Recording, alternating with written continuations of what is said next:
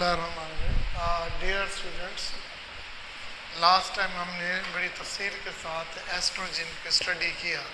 Okay, तो आज हम एक और हार्मोन स्टडी करने जा रहे हैं। तो उसका नाम है प्रोजेस्टेरोन। क्या नाम है? प्रोजेस्टेरोन। ये याद रखिएगा, एक लफ्ज़ को याद रखना कि अगर हम ह्यूमन बीइंग्स को देखते हैं तो ह्यूमन बीइंग में जो फीटस जो है माँ के पेट में गुजारता है, इंट्रायूट्राइन पीरियड जो है वो कितना होता है? 9 मंथ का होता है। जैसे 9 महीने पूरे होते हैं ऑक्सीटोसिन क्या होती है? कंट्रैक्ट होती है और बेबी रिपेल होता है। तो देखिए, पहला काम तो होता है ओव्यूलेशन का होना, एग का रिलीज होना। दूसरा काम होता है फर्टिलाइजेशन का होना। तीसरा काम होता है फर्टिलाइज एग का यूट्रस में एम्बेडेड होना। फिर वहाँ पर उसका ग्रो करके फीटस का बनना, एम्ब्रियो बनेगा और वो 9 महीने तक क्या है? यूट्रस में रहेगा। अगर वो 9 महीने से पहले यूट्रस तेज़ी से कंट्रैक्ट करना शुरू कर दे तो अबॉर्शन हो जाएगा। बेबी जिंदा रहेगा कि नहीं रहेगा? नहीं रहेगा। अगर ओव्यूलेशन का अमल ना हो, ओव्यूलेशन का अमल ना हो तो क्या बेबी होगा? नहीं होगा। अगर फिलिपियन ट्यूब में ओवरी ने अंडा पैदा भी कर दिया और वो फिलिपियन ट्यूब में जाता है, इधर से एग आता है, आपस में दोनों का क्या होता है? मिल जाते हैं। तो दोनों सेल हैं और सेल को न्यूट्रिशन चाहिए या नहीं चाहिए? चाहिए ना। तो अब फिलिपियन ट्यूब में उसको न्यूट्रिशन भी चाहिए। न्यूट्रिशन नहीं मिलेगा, फर्टिलाइजेशन नहीं होगा। क्लियर हो गया? ठीक है। और जो इसके बाद आपके जो यूट्रस है ये 9 महीने तक रिलैक्स रहेगी या कंट्रैक्ट करेगी? हाँ, रिलैक्स रहेगी। तो अब एक हार्मोन का नाम है रिलैक्सिन। तो वो रिलैक्सिन क्या करता है? रिलैक्स करता है। अब रिलैक्सिन जो है वो रिलैक्स करता है, तो उसके लिए भी इस हार्मोन का होना ज़रूरी है। इसके लिए भी इसका हार्मोन होना ज़रूरी है। ठीक है। अच्छा, आगे जो बेबी आएगा तो उसके लिए जो है वो मिल्क प्रोडक्शन तो करना है। तो ब्रेस्ट की जो इनलार्जमेंट होगी, उसके जो ट्यूबुलर सिस्टम है, सिक्रेटरी सिस्टम है, वो इन्हांस होगा। तो ये इन्हांस करेगा।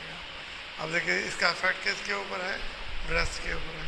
तो इसका मतलब प्रोजेस्टेरोन जब भी पड़ेंगे तो उसका इफेक्ट पड़ेंगे किसके ऊपर? ओवरी के ऊपर। इसका इफेक्ट पड़ेंगे किसके ऊपर? फिलिपियन ट्यूब के अंदर। इसका इफेक्ट पड़ेंगे किसके ऊपर? यूट्रस के अंदर। इसका इफेक्ट पड़ेंगे ऑन द अपना सर्विक्स। अब आप ऐसे बात करते हैं को आपको इतनी समझ नहीं आएगी जितनी तस्वीर से आएगी। ऐसे है ना। अब देखो, ये 2 ओवरीज ऐसे का है ना, ठीक है। और ये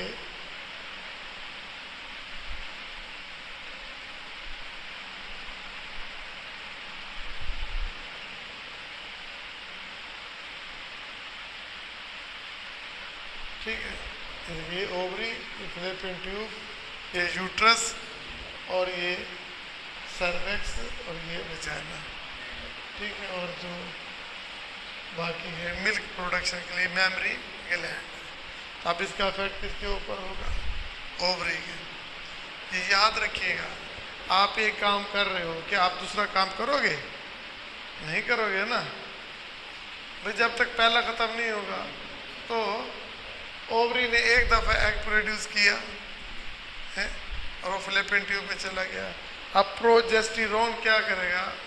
मज़ीद एग पैदा नहीं करेगा, बस जो चला गया फर्टिलाइजेशन के लिए वो खा गया। ठीक है, क्लियर हो गया? अच्छा, अब फिलिपियन ट्यूब पे क्या करेगा? अब देखिए, फर्टिलाइज एग होगा, फर्टिलाइजेशन भी होगी। तो वो सेल है, स्पर्म भी सेल है, एग भी सेल है, और जो आपके पास फर्टिलाइजेशन हो गई, जाइगोट बन गया, वो भी सेल है। तो इस सेल को न्यूट्रिशन चाहिए कि नहीं चाहिए? तो यूट्रिन के बाद जो होगी उसको न्यूट्रिशन देगी। क्लियर हो गया? ठीक है। अब देखिए, फिर वो आ गया इसके अंदर यूट्रस के अंदर। अब यूट्रस के अंदर अगर हरकत तेज हो जाए, क्या वो ओवम वहाँ पे रुकेगा? फर्टिलाइज एग रुकेगा? नहीं रुकेगा, वो एक्सपेल आउट हो जाएगा। तो इसकी मूवमेंट क्या हो जाती है? स्लो। क्या हो जाती है?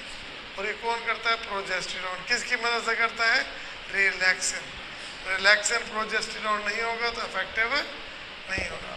अब ये 9 महीने तक जो है ना प्रोजेस्टेरॉन इसको कहेगा भाईजान आपने मूवमेंट नहीं करना। अब आपके सामने देखें, प्रोजेस्टेरॉन जो है वो नस्ल को आगे बढ़ाने में, प्रेगनेंसी को मेंटेन करने के लिए इस्तेमाल हो रहा है। प्रेगनेंसी को मेंटेन करने के लिए इस्तेमाल हो रहा है। ठीक है, अगर इसकी कंट्रैक्शन ज़्यादा कर देंगे तो पेन शुरू हो जाएंगे और अबॉर्शन हो जाएगा। तो इसका एक ये काम है। फिर ये सर्वैक्स है, तो इसको भी ये रिलैक्स रखता है। क्या करता है? रिलैक्स करता है। और जो है ब्रेस्ट है, तो ब्रेस्ट में वही उसका मिल्क सिक्रीशन के अमल को बढ़ा देता है। तो कैसे बढ़ाएगा? उसके अंदर जो ट्यूब्यूल्स होते हैं उनको वो ओपन करेगा, उनको स्टिमुलेशन करेगा। तो इस तरह का जिक्र है। अच्छा, फिर ये देखिए, आपके कोई भी जानदार है, इंसान है, उसके माँ के पेट में बच्चा है, तो क्या उस बच्चे को प्रोटीन की ज़रूरत होगी? होगी। तो वो क्या हमारा गोश्त को फिर अपने ज़बान से दांतों से काटेगा? नहीं काटेगा ना, उसको तो वो बनी बनाई प्रोटीन मिलेगी। तो प्रोजेस्टेरॉन क्या करता है? उसे प्रोटीन को मोबिलाइज करता है। प्रोटीन को, और जब प्रोटीन मोबिलाइज होगी तो फीटस में से इस्तेमाल होगी कि नहीं होगी? जब वो फीटस में इस्तेमाल होगी तो उसको खुराक मिलेगी। यहाँ तक बात समझ आ गई ना? अच्छा, फिर क्या करता है? इसका एक और काम होता है, ये सोडियम और वाटर को रिटेंशन नहीं करता। ये सोडियम को रीअब्जॉर्ब नहीं होने देता। क्यों नहीं होने देता? ये एल्डोस्टेरॉन हार्मोन है। एल्डोस्टेरॉन हार्मोन है, उसको क्या कर देता है? इनहिबिट कर देता है। एल्डोस्टेरॉन के हार्मोन को क्या करता है? इनहिबिट करता है, जिसकी वजह से, क्लियर है? समझ आ गई नहीं? तो अब हमने ये भी पढ़ लिया। ठीक है, अब इसे हम रीड कर लेते। देखिए, हाँ, अफेक्ट ऑन द, इसका मतलब है प्रोटीन की मोबिलाइजेशन को बढ़ेगी, फीटस को प्रोटीन अवेलेबल होगी। क्यों अवेलेबल होगी? ताकि वो उसको इस्तेमाल कर सके, ताकि उसको वो इस्तेमाल करे। ठीक है ना? अच्छा, फिर सोडियम और वाटर की रिटेंशन क्या हो जाएगी? कम हो जाएगी। ठीक है ना? क्योंकि उसे रीअब्जॉर्ब एल्डोस्टेरॉन को रोक देता है। अब इन्हें आपको नहीं पता होगा, इन्हें पता है एल्डोस्टेरॉन क्या होता है। एल्डोस्टेरॉन क्या होता है बेटा? ये एड्रीनल, किडनी के ऊपर एड्रीनल ग्लैंड होते हैं। ठीक है ना? तो वो जो अंदर होता है वो एल्डोस्टेरॉन पैदा करता है। ठीक है, ये मिनरलोकॉर्टिक है। ठीक है, एल्डोस्टेरॉन पैदा करता है। और एल्डोस्टेरॉन जो होता है ना, वो जब इनहिबिट हो जाता है तो सोडियम और वाटर की रिटेंशन कम हो जाती है और यूरिन का अमल क्या हो जाएगा? बढ़ जाएगा। समझ आ गई कि नहीं आ गई? अच्छा, ये इफेक्ट ऑन इलेक्ट्रोलाइट का पता लग गया भाई, ये वाटर में रिटेंशन को ज़्यादा कर देता है। अच्छा, और ये देखिए, इफेक्ट ऑन द इलेक्ट्रोलाइट और डोज ऑफ प्रेगनेंसी। ठीक है, सोडियम के एक्सक्रीशन को बढ़ा देता है, यानी कि रीअब्जॉर्प्शन यहाँ पे नहीं हो रही। Effect on the skin, skin में क्या होता है? देखिए, आप कोई भी खातून लड़की हो, जवान होती है, तो उसके अंदर एस्ट्रोजन और प्रोजेस्टेरॉन पैदा होंगे। जब प्रोजेस्टेरॉन पैदा होते हैं तो उसके यहाँ पे एक्ने निकल आते हैं। उसके बाल जो है ना, सीबम ज़्यादा पैदा करते हैं। बाल की शाइनिंग क्या हो जाती है? बढ़ जाती है। बालों की शाइनिंग बढ़ जाती है। और इवन के कुछ ख्वातीन को एक्ने भी निकल आती हैं, किल वहाँ से भी निकल आते हैं। मेरे बच्चे समझ आइए, तो इफेक्ट ऑफ स्किन है। तो ज़ाहिर कि ये थिन हो जाएगी, हेल्दी हो जाएगी, नरम मुलायम सॉफ्ट हो जाएगी। तो ये टेम्परेचर कहता है, जैसे ओवुलेशन का अमल होता है ना, है, तो 24 घंटे तक टेम्परेचर जिस्म का यहाँ से चेक करें ना पेल्विस में, तो 24 घंटे तक बाद उसका जो टेम्परेचर हो जाएगा वो बढ़ जाएगा। तो इससे हमें फ़ौरन पता लग जाता है कि ओवुलेशन का अमल हो चुका है। ओके, ठीक है, समझ आएगी नहीं? तो लास्ट में बस एक ही पॉइंट था, वो भी डिस्कस कर लेंगे। अब हम इसे रीड कर लेते हैं, होपफुली आपको समझ आ जाए। बस आपने यही याद रखना है कि प्रोजेस्टेरॉन सेक्स हार्मोन है। ये कौन पैदा करता है? ओवरी पैदा करते हैं, ठीक है। वैसे बेसिकली ये भी पैदा करते हैं, ये प्लेसेंटा से पैदा होता है। क्या किससे पैदा होता है? प्लेसेंटा, प्लेसेंटा से ये पैदा होता है, ठीक है। जो प्लेसेंटा होता है ना वो पैदा करता है। तो अब उसके इफेक्ट क्या होते हैं? तो देखिए ये वन बाय वन में पढ़ा। Effect on the फ्लैपियन tube, effect on the ovary, तरतीब से बेशक आगे पीछे आप ना लिखे। Effect on the uterus, effect on the service और इफेक्ट ऑन द ब्रेस्ट, ये तरतीब के साथ है। फिर देखिए इफेक्ट ऑफ द ओव्यूलेशन, अब ये अंदर आ गया। ओव्यूलेशन अमल को रोक देता है। फिर effect on the protein metabolism और फिर effect on the electrolyte balance और लास्ट पे क्या effect of the skin. Skin का मैंने पहले बता दिया, ठीक है। वन बाय वन पढ़ते हैं। अच्छा देखिए कहते हैं कि progesterone introduction. Progesterone is a female sex hormone, is a female sex hormone. अब देखिए नेचर क्या है? Steroidal in nature. अच्छा एक्शन ऑफ द प्रोजेस्टेरॉन, देखिए क्या कहता है? Effect on the uterus. अब देखो इस यूट्रस से पहले आ गया, पहले किसको डिस्कस कर लिया इसने? यूट्रस को। हमने क्या कहा था कि पहले ओवरी को करो, फिर फ्लैपियन ट्यूब को, फिर यूट्रस को और फिर अपना ये जो विजाना है इसको डिस्कस करना। फिर इसके बाद उसने ब्रेस्ट को उसे आगे इसे उसने इसको डिस्कस करना, ठीक है। तो हम ना जो अपना इसे अब रीड कर लेते हैं और होपफुली जैसे कल आपने पढ़ा था बिल्कुल उसी तरह ही है। बस आपने ज़हन में ये रखना है कि जो प्रोजेस्टेरॉन होता है वो प्रेगनेंसी को मेंटेन करता है। प्रेगनेंसी कब होगी? जब ओव्यूलेशन का अमल होगा, जब फर्टिलाइजेशन के ओवम को न्यूट्रिशन मिलेगी और जो यूट्रस की कंट्रैक्शन जो है वो 9 महीने के लिए रुक जाएगी, ठीक है। तो ये फेवर होती है, ठीक है। तो सर्विक्स होगा वो रिलैक्स हो जाएगा, ब्रेस्ट में मिल्क सिक्रेशन बढ़ जाएगी और ट्यूबुलर जो है वो ग्रोथ डेवलपमेंट वो भी बढ़ जाएगी। स्किन में एक्नी क्या हो जाते हैं? एक्नी। सीबम ज़्यादा पैदा होता है। किससे पैदा होता है? सीबम ज़्यादा पैदा होता है। और जो सीबम जब पैदा होता है तो आप जो हेयर होते हैं वो ऑयली हो जाते हैं। तो इसलिए फीमेल के जो प्रेगनेंसी के दौरान हेयर होते हैं वो चमकदार हो जाते हैं, उनके वो चेंजेस उसमें आ जाती हैं, ठीक है। और उसकी वजह क्या बताइए? सीबम का ज़्यादा पैदा होने से ऐसे होता है, ठीक है ना।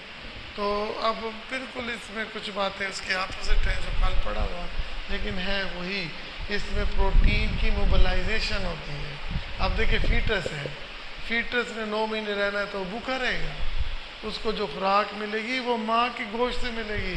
देखो माँ उसे कैल्शियम दे रही है, माँ अपनी प्रोटीन को मोबिलाइज करके फीटस को देती है कि तू इसे इस्तेमाल कर, ओके। तो देखिए ये भी हम पढ़ेंगे। फिर जो होती है ना सोडियम, एल्डोस्टेरॉन क्या करता है? सोडियम को रीएब्जॉर्ब कर लेता है, सोडियम की एक्सक्रीशन रुक जाती है, यूरिन क्या हो जाता है? कम हो जाता है। ऐसे पढ़ा था ना। तो अब ये जो प्रोजेस्टेरॉन होता है ये एल्डोस्टेरॉन को इनहिबिट कर देता है। आपके क्या ख्याल है जब एल्डोस्टेरॉन इनहिबिट होगा तो सोडियम की रीअब्जॉर्प्शन क्या हो जाएगी? नहीं होगी, तो सोडियम की एक्सक्रीशन ज़्यादा हो जाएगी, तो वाटर की एक्सक्रीशन भी ज़्यादा हो जाएगी। क्लियर हो गया? तो ये अपोजिट है, कल तो रिटेन किया था ना। अब देखिए ये कहता है कि प्रोजेस्टेरॉन इंट्रोडक्शन में वो कहता है कि progesterone is a female sex hormone. ये बिल्कुल कल की तरह है, एस्ट्रोजन की तरह ये लफ्ज़ है। कहता है कि नेचर क्या है? वो भी स्टेरॉइड था, ये भी स्टेरॉइड था। अच्छा देखिए action of the progesterone on the uterus, इसने पहले इसका डिस्कस कर लिया यूट्रस को, ठीक है। अब यूट्रस क्या होगा? इनलार्ज होगा, थिकनेस बढ़ेगी, रिलैक्स होगा, इसका ऑक्सीटोसिन का असर इसके ऊपर अब नहीं होगा। अब 9 महीने पूरे होंगे तो प्रेगनेंसी को ये मेंटेन करेगा, प्रोलॉन्ग करेगा। यानी कि प्रोलॉन्ग क्या होता है कि 9 महीने पूरे करने हैं उसने। Promote the secretory changes in the uterine endothelium. Endothelium जो होते हैं ना यूट्रस की, उनके अंदर तब्दीली आ जाती है। उसके अंदर क्या आ जाती है? तब्दीली आ जाती है during the secretory phase of the menstrual cycle. secretory phases of the menstrual cycle. menstrual cycle totally paper में आया हुआ है कि फीमेल में होता है टोटल menstrual साइकिल, तो वो 28 दिन का होता है। कितने दिन का होता है? 28 दिन का एक पूरा साइकिल होता है, menstrual साइकिल कहते हैं। जब menstrual साइकिल शुरू होता है तो क्या होता है कि वो ब्लीडिंग शुरू हो जाती है। तो ये देखो वो कहते हैं during the secretory phase of the menstrual cycle. अच्छा, it prepared the uterus for implantation. देखिए जैसे फर्टिलाइजेशन हुई है ना, है ये देखो ये फर्टिलाइज एग है, तो इसने यहाँ पे अटैच होना है, इसे कहते हैं इम्प्लांटेशन। तो अब प्रोजेस्टेरोन क्या करता है कि वो यूट्रस की दीवार के साथ इसको इम्प्लांट करने में मदद करता है। अगर वो ऐसा नहीं करेगा तो उससे माँ वो प्लेसेंटा नहीं बनेगा और साथ ही उसको खून भी नहीं बनेगा। ठीक है, क्लियर हो गया? It prepared the uterus for the implantation of the fertilized ovum. फिर क्या कहता है? Decrease the excitatory. देखिए अगर कोई यूट्रस पड़ा हुआ है अगर वो ऑक्सीटोसिन आ जाए तो वो उसकी मूवमेंट को ज़्यादा कर देता है, मूवमेंट को उसको एक्साइट कर देता है, उसे क्या कर देता है? एक्साइट कर देता है। अब वो ये कहता है कि ये इसकी डिक्रीज कर लेता है, किसके भला? ये यूट्रस की वाल को, इसकी एक्साइटेशन को ख़त्म कर देता है, उल्टा रिलैक्स कर देता है। आपको पता होना चाहिए यूट्रस 3 किस्म के हार्मोन ओवरी पैदा करती है। एक करती है एस्ट्रोजन, प्रोजेस्टेरोन और तीसरा रिलैक्सिन। रिलैक्सिन क्या करता है? ये यूट्रस को रिलैक्स करता है। वो कहता है ये रिलैक्स करता भी उसी वक्त है जब साथ में प्रोजेस्टेरोन हो, साथ में प्रोजेस्टेरोन हो। तो इसका अंदर ये इसकी वार करें। आपसे एमसीक्यू पूछ लेगा, वो कहेगा कि बताओ भाई यूट्रस पे प्रोजेस्टेरोन का क्या काम है? ये कंट्रैक्ट करेगी, रिलैक्स करेगी, ये कुछ नहीं करेगी, सारे गलत है। हम कहेंगे ये रिलैक्स करेगी, क्या करेगी? हाँ, तो ये प्रेगनेंसी को मेंटेन करने में हेल्प करती है। ओके, समझ आएगा कि नहीं? अब डिक्रीज द, अब फिर देखें decrease the frequency of uterine contraction. वो वक्त यूं मूव करती रहती है, तो वो फ्रीक्वेंसी है। एक दफ़ा एक दिन 1 घंटे में कितनी दफ़ा किया तो फ्रीक्वेंसी होती है ये। ठीक है, तो ये क्या करता है कि इसकी फ्रीक्वेंसी को रोक देता है, ख़त्म कर देता है। पहले कोई चीज़ 10 दफ़ा यूँ कंट्रैक्ट हो रही थी ना, अब वो उसे 2 दफ़ा करना शुरू करता है, उसको कम करता है। Decrease the frequency of uterine contraction. अब लेंथनिंग, जब ये कंट्रैक्शन बढ़ जाएगी तो लेंथनिंग पीरियड हो जाएगा बच्चे के लिए, तो प्रेग्नेंट वूमेन में माँ के पेट के अंदर रहे, ताकि 6 महीने के बच्चा प्री मेच्योर बेबी बाहर अगर पैदा हो भी जाए तो उसका बचना बड़ा मुश्किल होता है। ठीक है, ताकि तो इसलिए अभी किसके ऊपर बिलीव कर रहा है? प्रोजेस्टेरोन। प्रोजेस्टेरोन ज़्यादा पैदा हुआ है, वो रिलैक्स रहेगी, प्रेगनेंसी प्रोलॉन्ग्ड होगी, और ये पीरियड ऑफ प्रेगनेंसी देखिए ये प्रिवेंट एक्सपल्शन, तो इस दौरान एक्सपल्शन को रोक देता है। और ये हार्मोन कब कौन पैदा कर रहा होता है? हाँ जी, ये प्लेसेंटा करता है। कौन करता है? प्लेसेंटा। प्लेसेंटा कैसे? देखो ये फर्टिलाइज ओवम साथ लगा है ना, है? अब देखो ये क्या बन गया? एम्ब्रियो बन गया। तो इस तरह ये एक लंबी रॉड निकल आती है जिसे हम कार्ड, एम्बेलिकल कार्ड कहते हैं। ओके, तो इसे प्लेसेंटा, तो प्लेसेंटा सारी चीज़ें सप्लाई करता है। तो प्लेसेंटा एक हार्मोन प्रोजेस्टेरोन भी पैदा करता है। और क्लियर हो गया? हो गया। अच्छा, अब देखिए effect on the fallopian tube. अभी उलट चल रहा है, पहले यूट्रस बताया है, फिर वो फैलोपियन ट्यूब बताया है। अब फैलोपियन ट्यूब की जो एपिथेलियम होती है अंदर वाली लेयर, उसमें चेंजेस आती हैं। उसमें क्या आती है? चेंजेस आती हैं। उन चेंजेस से क्या होती है कि उसको न्यूट्रिशन मिलती है। किसको बोला? जो ओवम आ रहा है ना, और जैसे दोनों सेल हैं, इनको खुराक चाहिए, इनको खुराक चाहिए, तो यहाँ पर फिर सिक्रेशन रहती है और उन्हें खुराक मिलती है। अच्छा, ये कहाँ गए? किधर थे बोला? अच्छा अच्छा, ये promote the secretory change in the mucosa lining of the fallopian tube. यहाँ पे सिक्रेशन ज़्यादा पैदा होती है for the nutritional need of the fertilize ovum, ताकि वो फर्टिलाइज ओवम को न्यूट्रिशन देते, अदरवाइज तो मर जाएगा। ठीक है, फिर क्या कहता है, इंक्रीज पेरिस्टाल्सिस मूवमेंट। अब ये नहीं कि वहाँ पे वो उसे फर्टिलाइजेशन